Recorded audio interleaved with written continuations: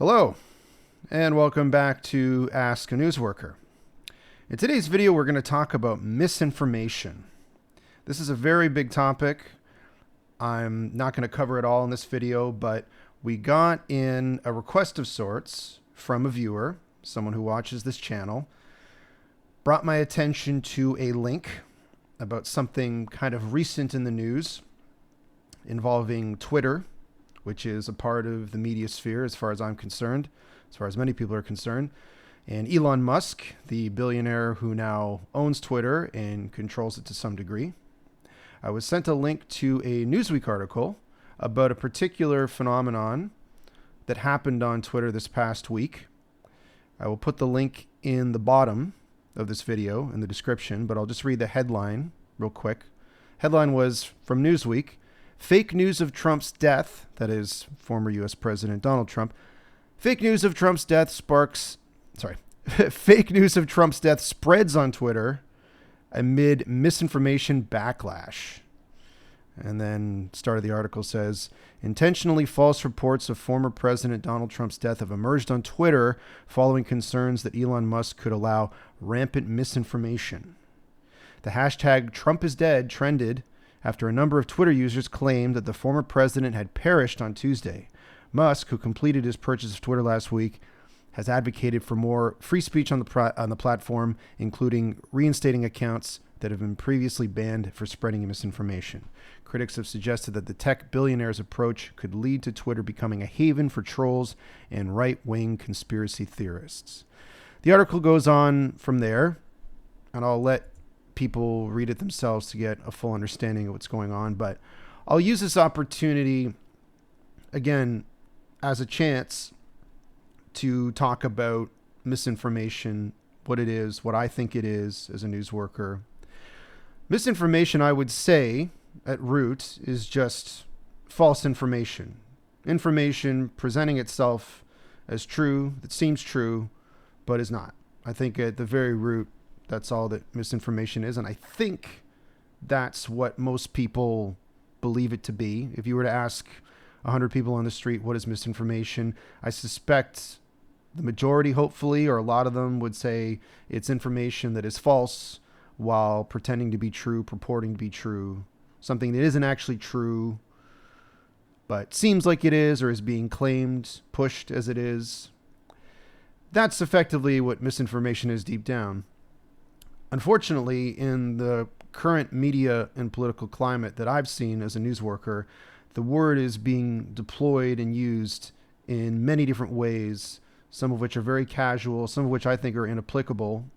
It's become, unfortunately, a word that is often deployed to shut down debate and discussion about certain issues. I won't necessarily list all those issues here, but I have seen it employed as a tool to shut down debate and discussion about otherwise relevant, serious, important issues.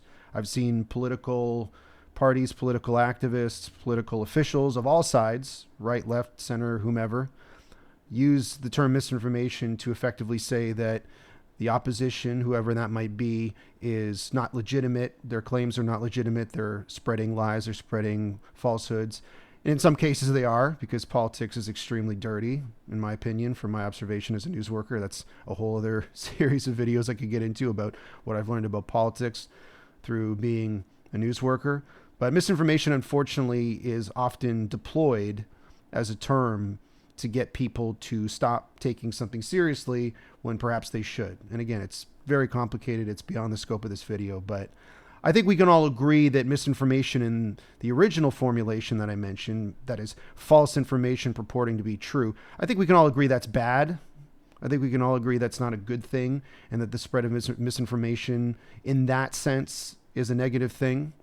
It seems like people on Twitter are concerned about the spread of misinformation, and so am I, certainly as a news worker.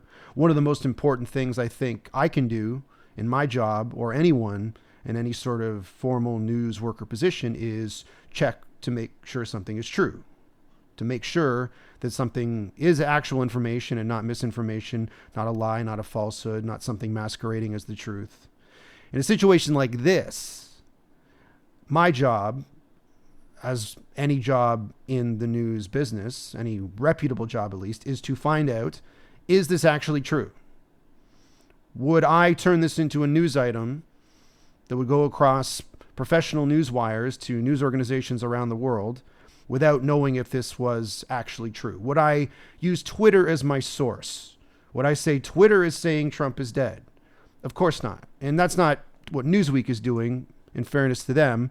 They're making a point about misinformation and how Twitter users collectively were able to make something like Trump is dead, hashtag Trump is dead tweet, or trend, shall I say, through a series of tweets, through many, many tweets. They're making a point about how easy misinformation can spread, and I totally understand that. But it's an opportunity for me to point out that what a professional, credible, reputable news organization does in situations like this is immediately say, how do we know this is true, and who can we get in touch to verify this information? So in the case of Donald Trump, it would be the Trump organization, the Trump family, people close to him. I personally would not print anything on a professional news wire that Trump is dead until you get direct, immediate confirmation from someone very close to him, even several people. I mean, when it's someone as serious as him, and just regardless of your opinion, whether you like him or not, he is undoubtedly a significant and important person, especially over the last 5 to 10 years. You want to be very, very careful that you're printing something true and that you're not, once again, spreading misinformation, that you're not passing it along. There's a tremendous risk of passing along information, misinformation rather, in a case like this.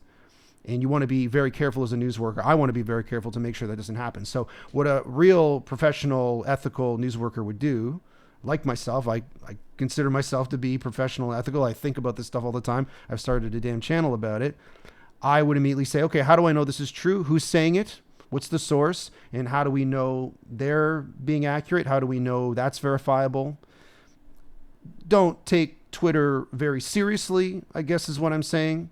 I understand that the people who helped make this happen were trying to make a point about how misinformation can spread easily on Twitter, but I don't know how novel or new of a point that actually is, because as a guy who's been observing Twitter for a long time, I've never taken it too seriously when it comes to a lot of things. In some ways, it's a more serious platform than it's ever been.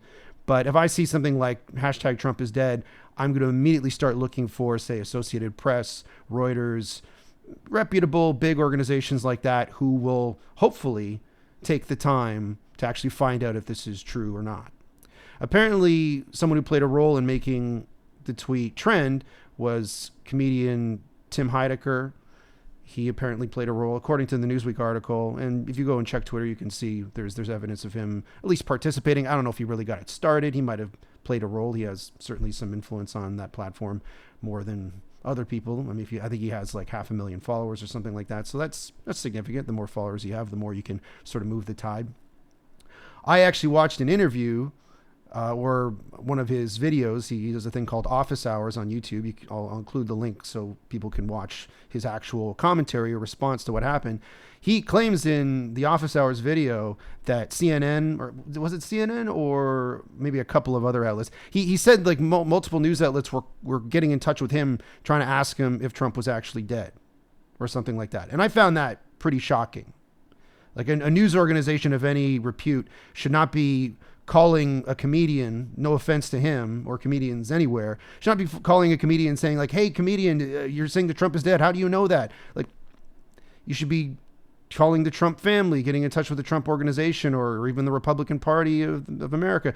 You shouldn't be calling like or getting in touch with the guy who is a known comedian on Twitter who's participating in this. I found that very surprising. Again, that's not a knock on Tim. That's a knock on the news people who were calling him to find out if it was true. I suspect it was maybe like, younger, newer people who were like, oh, we'll find out if this is true through him, or maybe there was some anxiety to get on the case or something. But again, a responsible, reputable news person goes to the closest source possible to the person in question, especially if it's a death or a significant death, a presidential death in this case.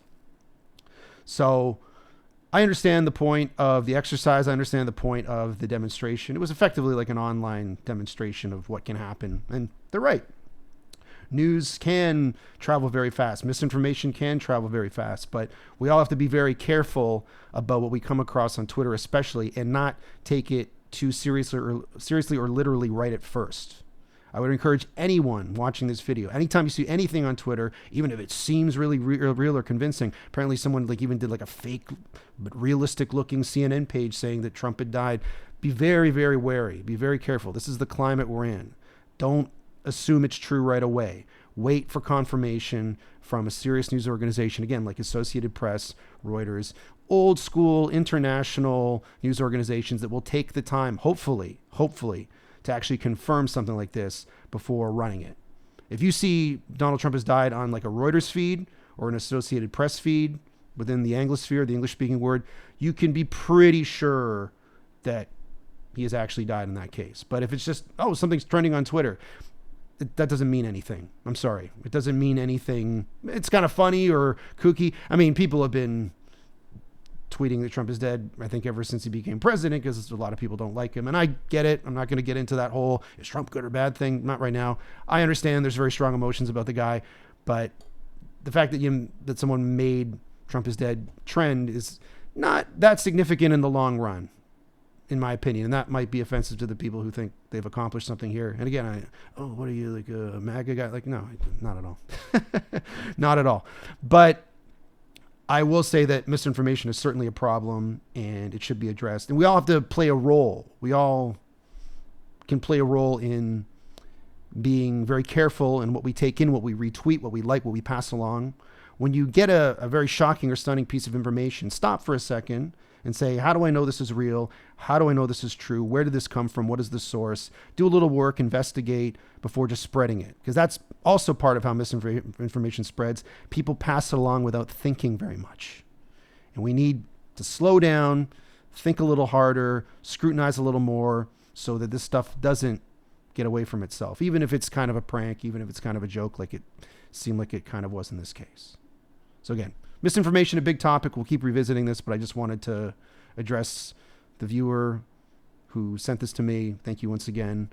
And we'll keep discussing misinformation because it's a big topic. There's a lot of different angles on it. Tell me what you think. What do you consider misinformation to be? Can you see how it can be weaponized to suppress legitimate debate? Let me know what you think in the comments or send me an email. And keep watching Ask a Newsworker. Thank you.